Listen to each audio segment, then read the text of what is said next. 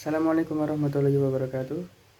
Perkenalkan, nama saya Muhammad Duktamrola. Saya dari Prodi Sistem Informasi dari kelompok 6. Saya akan membahas tentang bagaimana cara kita dalam melakukan kegiatan, berkomunikasi, terus apa tipsnya, dan masih banyak lagi tentunya. Intinya saya akan membahas mengapa berkomunikasi itu penting. Dalam hal ini mengapa komunikasi itu penting? Jawabannya adalah simpel, yaitu hanya satu, sosial. Mengapa? Karena kodratnya manusia itu merupakan makhluk yang tidak dapat yang perlu namanya bersosialisasi. Manusia tidak dapat hidup sendiri, sehingga dia perlu yang namanya bersosialisasi, perlu berkomunikasi.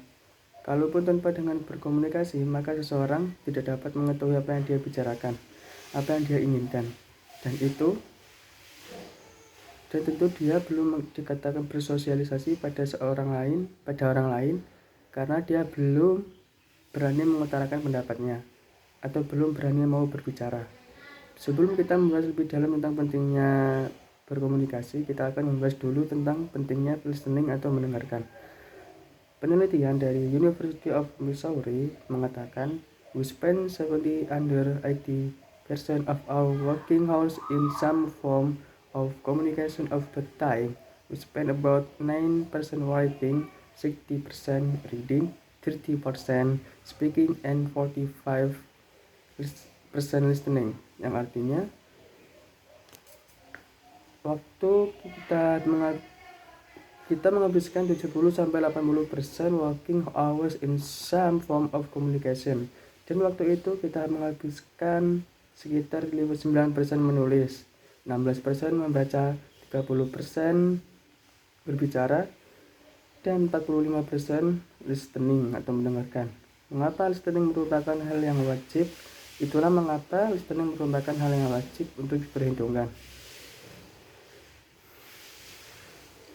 dalam hal berkomunikasi.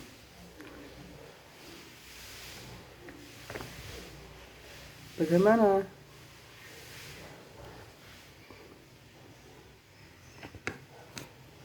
Dalam hal listening, seorang dituntut juga untuk aktif listening.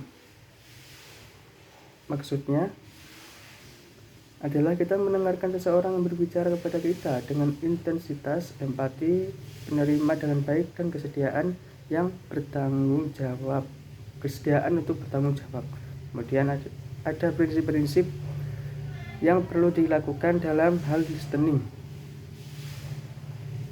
yaitu mendengarkan terhadap active listening, yaitu yang pertama open minded, yang kedua observe. Open minded yaitu hadir dengan pikiran yang terbuka, yang kedua observe yaitu mengamati maksud dan pembicaraan, yang ketiga differentiate atau bedakan antara fakta dan opini, yang keempat avoid, hindari bias dan prasangka. Lalu apa benefit atau manfaat dari kita terhadap active listening tadi? Yang pertama, membantu menyelesaikan masalah, yang kedua membantu mengenali waktu seseorang, yang ketiga meningkatkan hubungan, yang keempat mendapat dan memberikan informasi, yang kelima mendorong komunikasi yang lebih jauh. Lalu apa yang terjadi jika kamu gagal atau kita gagal dalam active listening? Yang pertama yaitu kamu akan kehilangan informasi dan offend people atau menyakiti perasaan orang lain.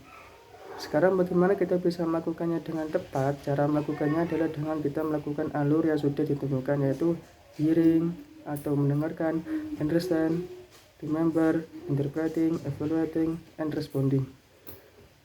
Kemudian faktor apa saja yang mempengaruhi active listening? Yaitu ada faktor physical and mental. Kemudian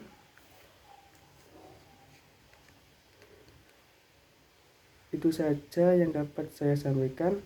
Ketahuilah saya pribadi masih belajar mengenai hal ini. Marilah rekan-rekan kita semua untuk belajar dan belajar untuk menjadi audiens atau speaker yang baik. Karena ingat pesan ini, all the great speakers, yang artinya all the great speaker first